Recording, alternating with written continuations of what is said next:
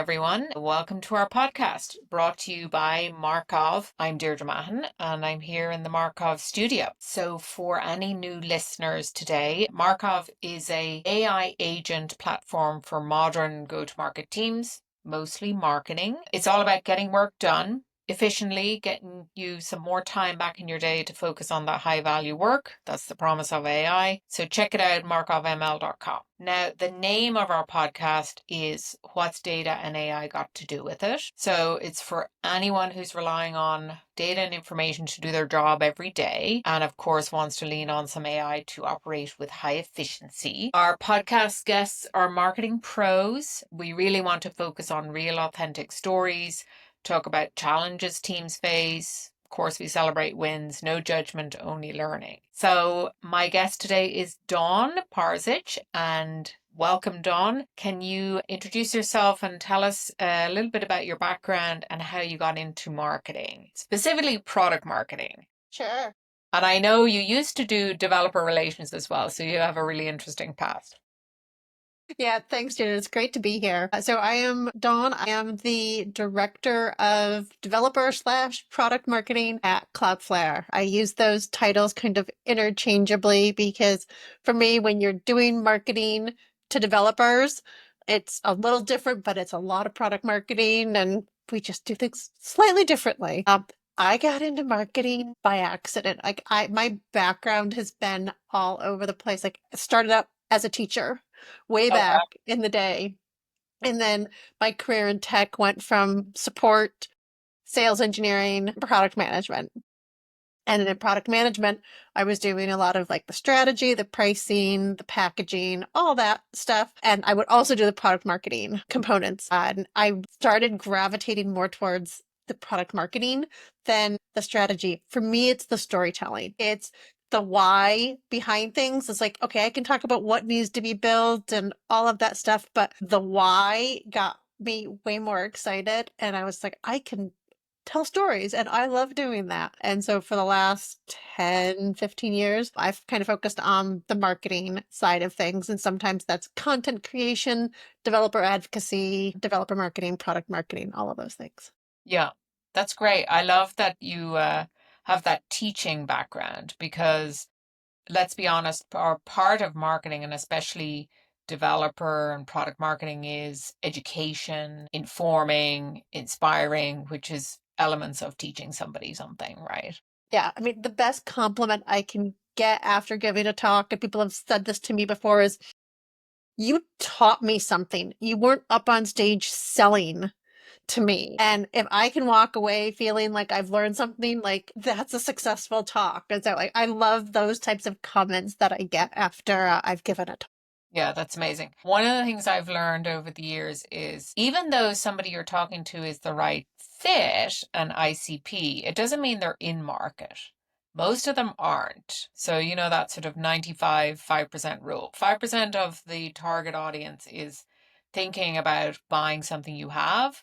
The rest of them are not yet.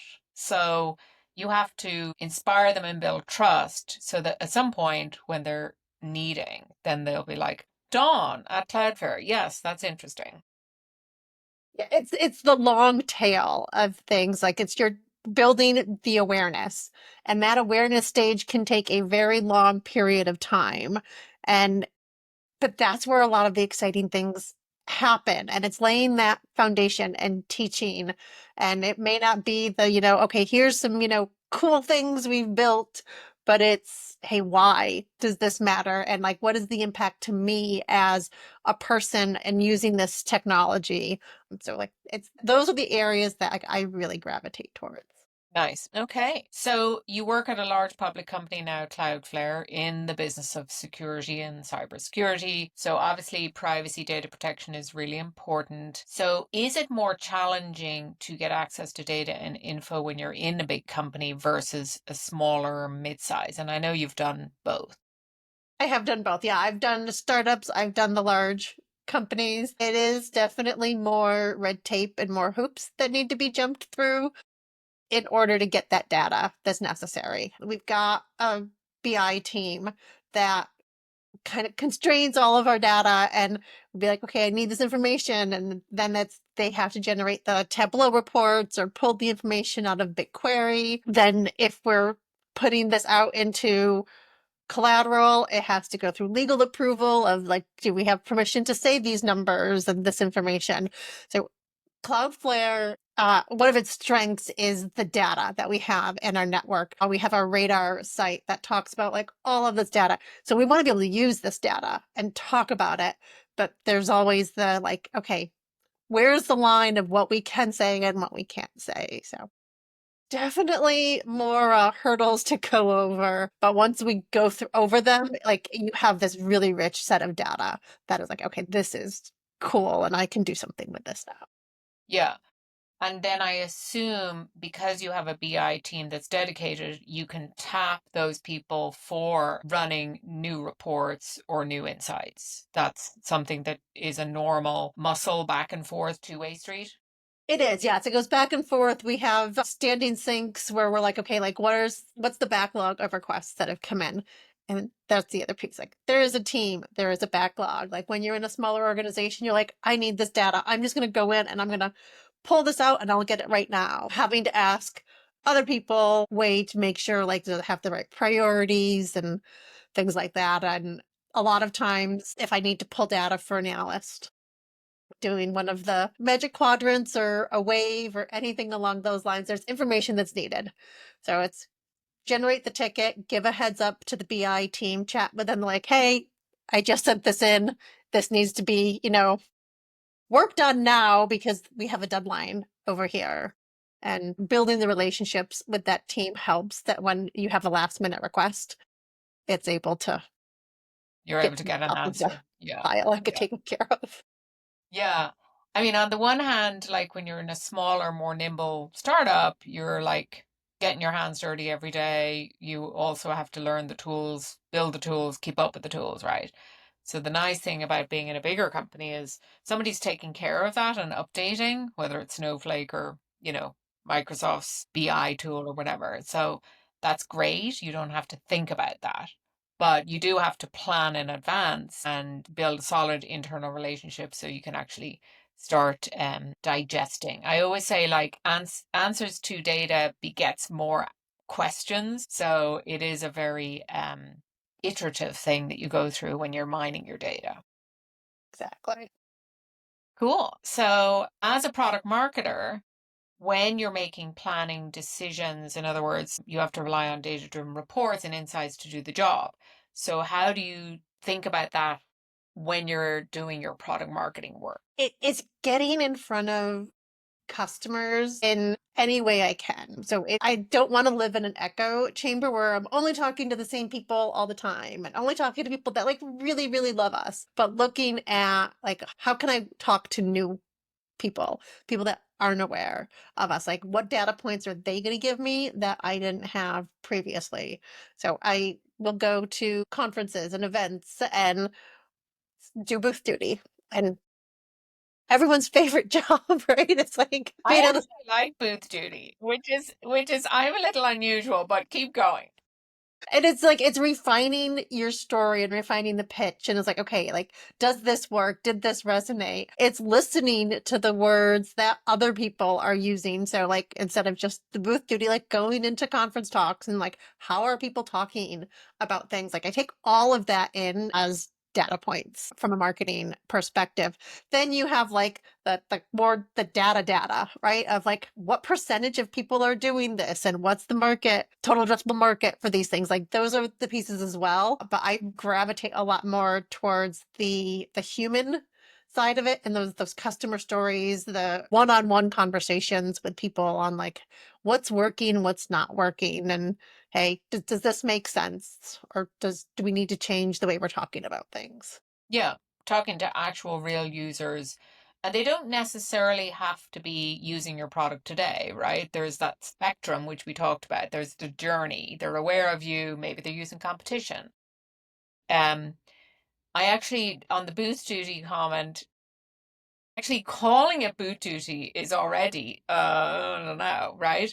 So I always like to say, I'm just actually getting out and talking to the market, right? Get outside the building, get in front of potential buyers. And, they're human, right? And they're at an event and their feet are probably sore too. And I always just strike up a natural conversation, like asking them what they're learning. So I know you've been at tons of events and you've spoken at events, so you get it. But you actually can learn quite a lot from even just talking to other vendors at the conference. So I really enjoy it. Yeah, I was at Google Next last week That's and right. spent, a lot of time in our booth. But there was also one morning where I was like, I'm not gonna work the booth. I'm gonna work the floor.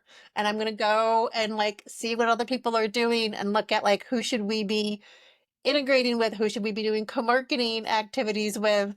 And it's also, catching up with other people that, I've seen at other events or I've worked with in the Yeah. past. Your network.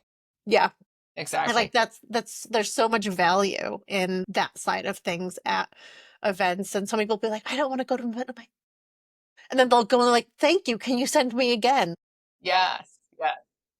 It can actually be super valuable and fun. Just we're social animals. We do need to get out and away from the desk. The other thing is like you were sharing earlier because you're in support of sales, right? Building relationships with your sales colleagues so that they can bring customers to you, right? It's always a thing that product wants and product marketing wants.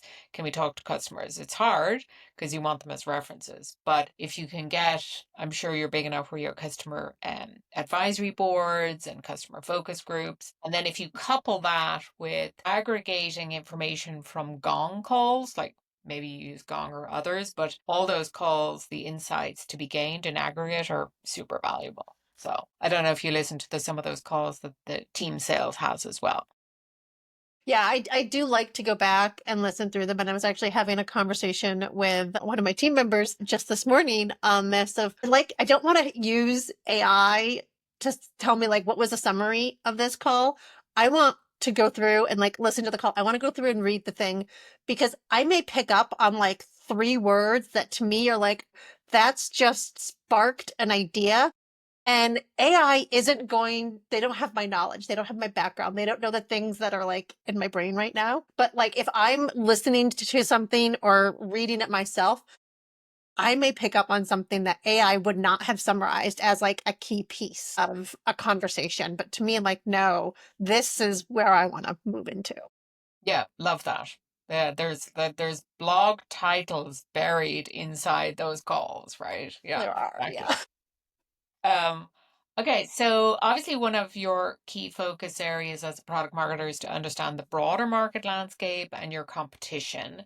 So how do you stay on top of what's happening in your competitors' world? How do you stay on top of that info today? And it's a lot of reading, carving out time in my calendar to say, I'm going to go and read their blogs, check out their LinkedIn, go to their career pages.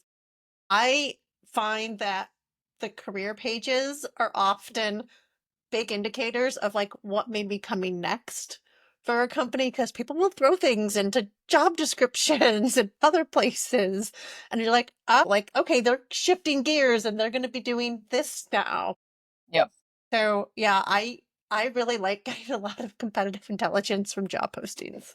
Yeah, that's really insightful. Yeah, the actual down in the details, the bullets of what this candidate will be doing can be insightful in terms of the direction overall. Yeah.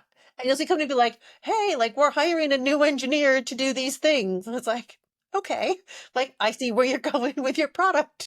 Yeah, nice. Okay, that's a good practical tip. I love that. And then in terms of like other things in terms of what the competition are doing, are you looking at their media updates? What other assets would you find online that would be helpful for you besides job? I don't do a lot in like the PR, like press releases. Like I look more for like the concrete, like the customer stories. Like what is a customer story? They've said like who else on the internet is talking about them? What events are they going to? Where are they speaking? What videos they're putting out on YouTube? I'm looking at that kind of concrete, directed more towards the user or practitioner. I feel like press releases and We all do them. It's a part of our job. That's not talking to like the people that are using the product. That's talking to the analysts and the Yes. street and partners and other people.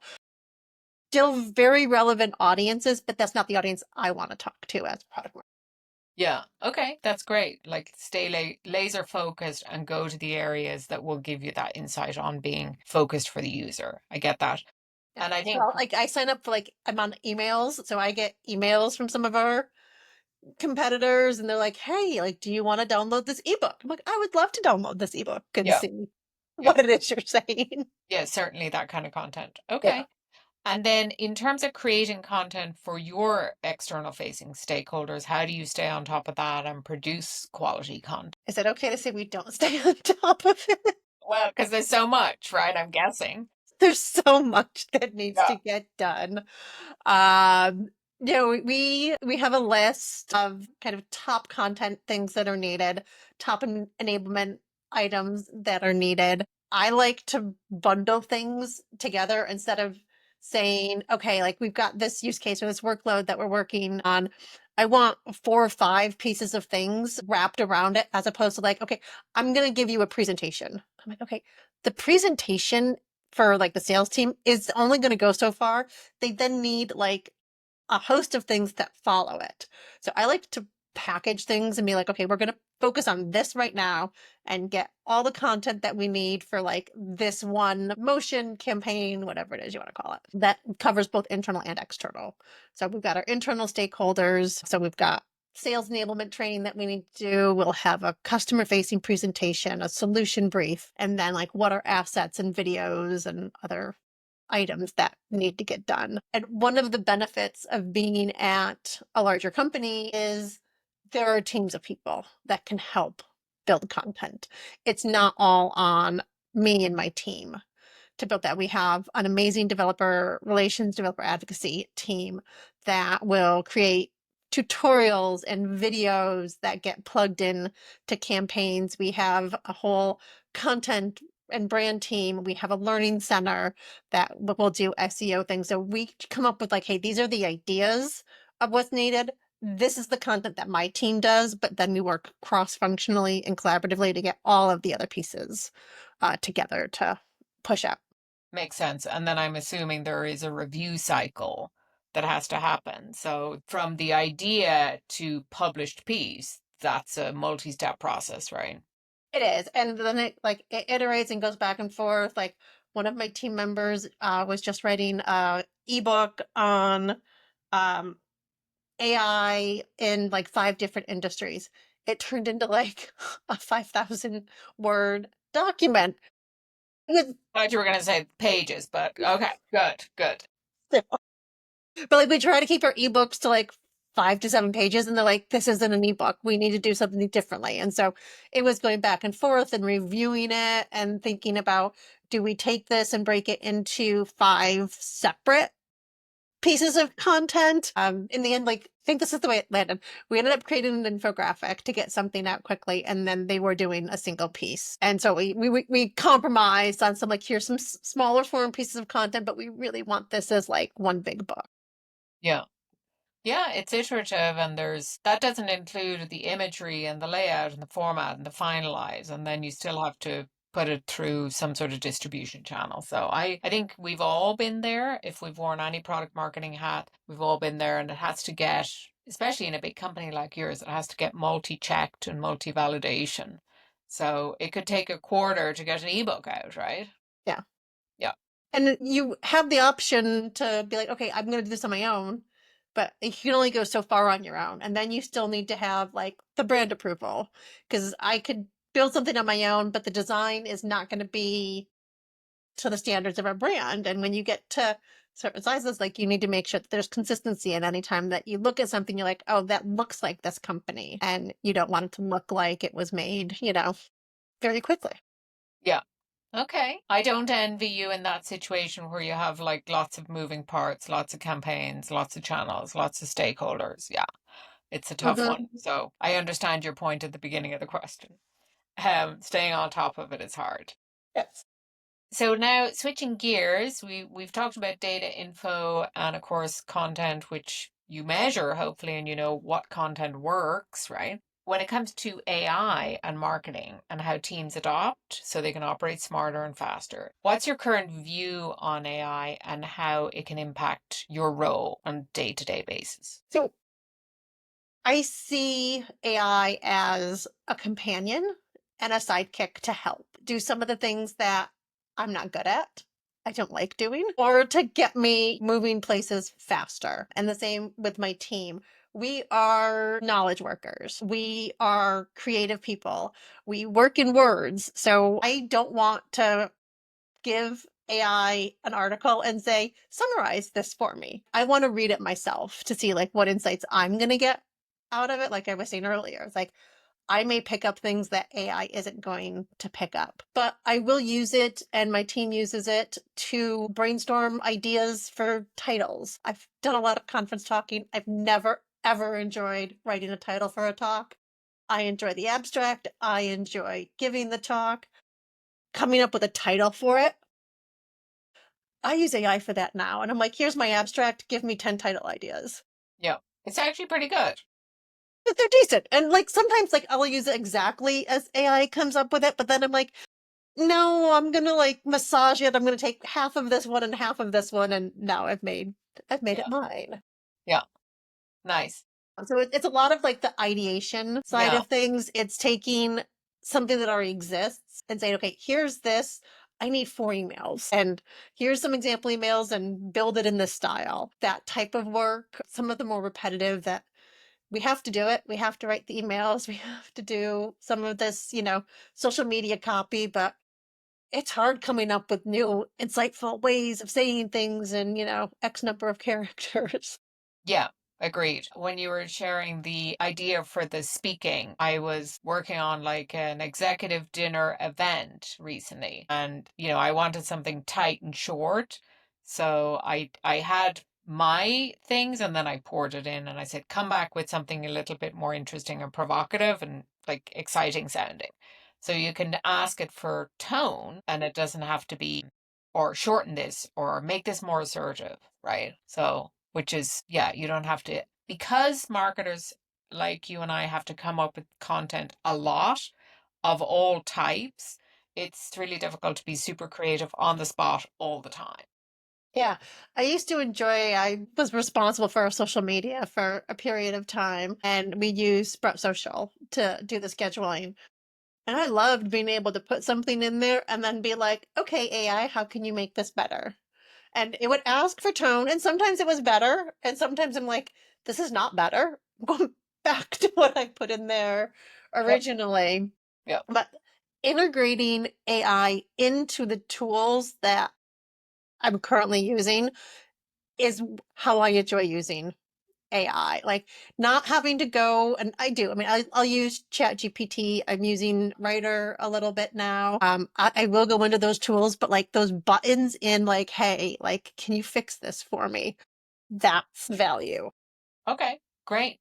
So, yeah, if you're using a ChatGPT, that's awesome. Like, it sort of replaced Google search for the most part, right? How do you decide what LLM to use for which task or use case? It's like I don't put a lot of thought into what the LLM is. I do know now that like as I'm like exploring other types of tools, as I'm looking at Writer, one of my coworkers was just telling me about Perplexity. Looking for more of that purpose-built things is like, okay, if I'm asking marketing questions, I'd like something that has like a little more knowledge around marketing and not general purpose. Like I want more of that specific purpose. So as Gotcha. I start expanding my usage, I'll be like, oh, like maybe I need to switch to this because it's slightly different LLM. It's giving me a little more, they've fine-tuned it a little bit more. So yeah, that's kind of my approach on this. Yeah, I mean, one of the things that I hear is there's so many different LLMs that after a while, number one, it's like, oh, I feel like I'm juggling my LLMs depending on my need, right? And then hang on, how do I keep up with them? Because they're constantly changing, right? So each LLM is improving and bringing in new capabilities. So before you know it, you have too many on the go. And then that becomes a little bloaty and where did I put that thing again? Right. So the whole idea is if you can abstract away from they're essentially sort of the commodity or underlayer of being able to do AI use case things, right? Yeah. So I've played with like different LLM some. So one of Cloudflare's offerings is an AI inference, and we have a playground. And so you can give a prompt and then change the LLM to see like how do these different LLMs respond. And what I found is like the things I was asking of the LLMs, like there wasn't a lot of difference in them. I think you have to, like, when you start getting a little more specialized, a little more, I mean, obviously, if you're doing it to code or something like that, like you're going to want to use a specific LLM, but for like mine, like, give me a talk title out of this abstract, they were all pretty similar to Yeah, that makes what was sense. being made available. Yeah. Okay.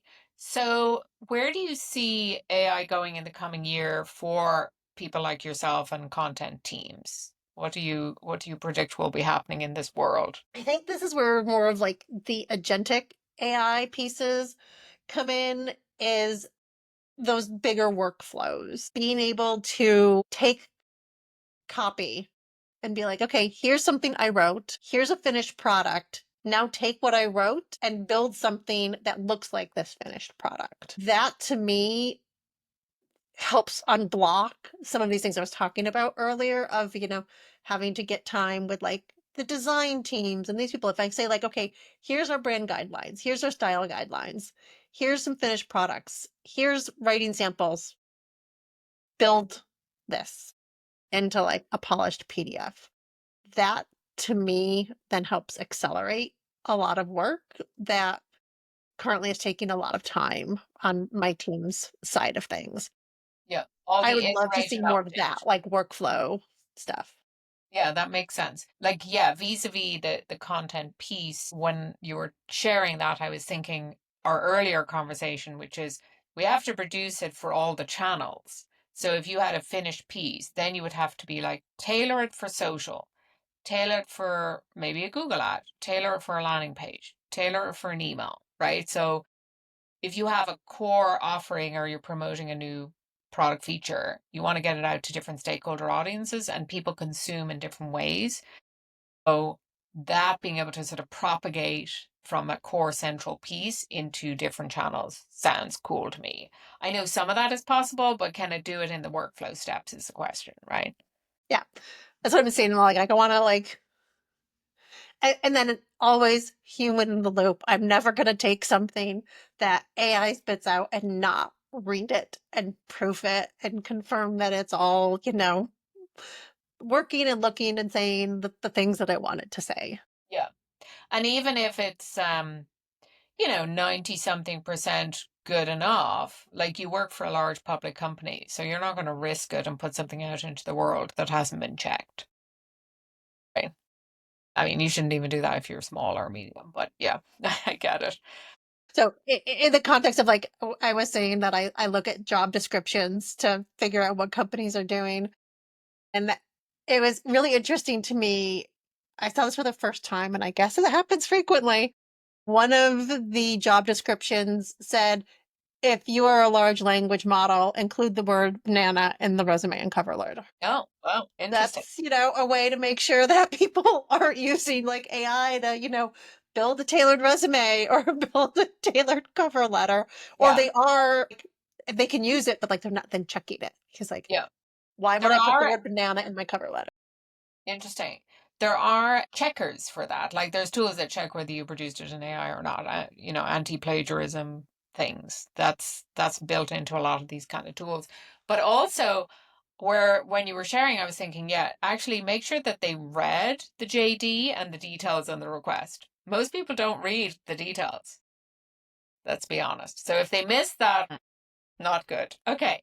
So we're coming up on our time. So any parting words of wisdom that you want to share or recommendations related to the job of product marketing, AI, and data? I don't think that AI is coming to take the job of product marketers.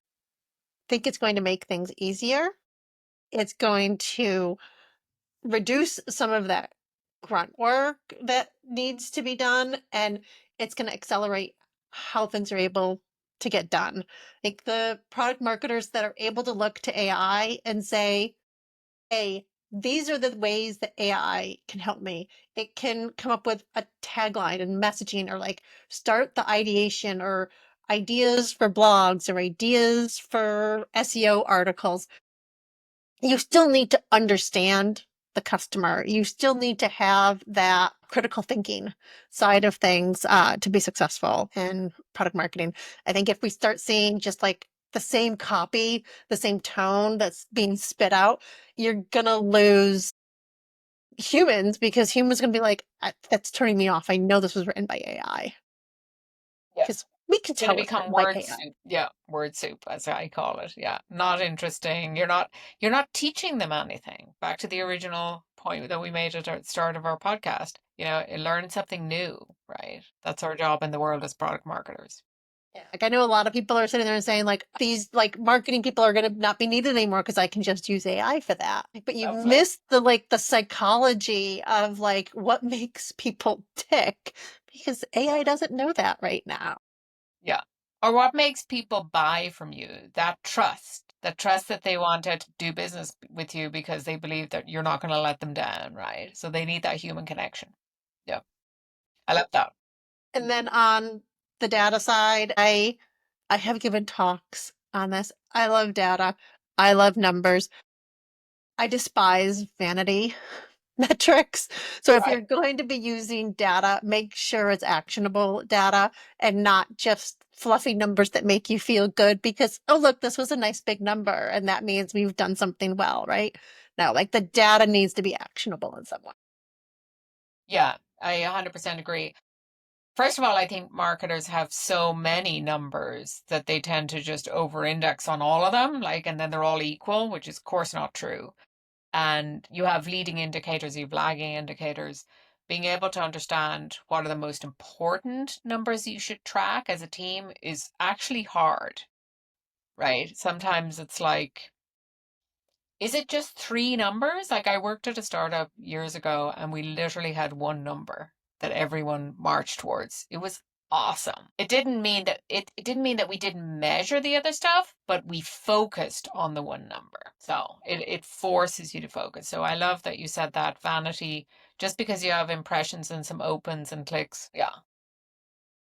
Yeah, like I want to know who went from like reading something on social media to clicking through on the blog and signing up for the product. Like that's what matters to me. Like that final click is Yep. a little more important.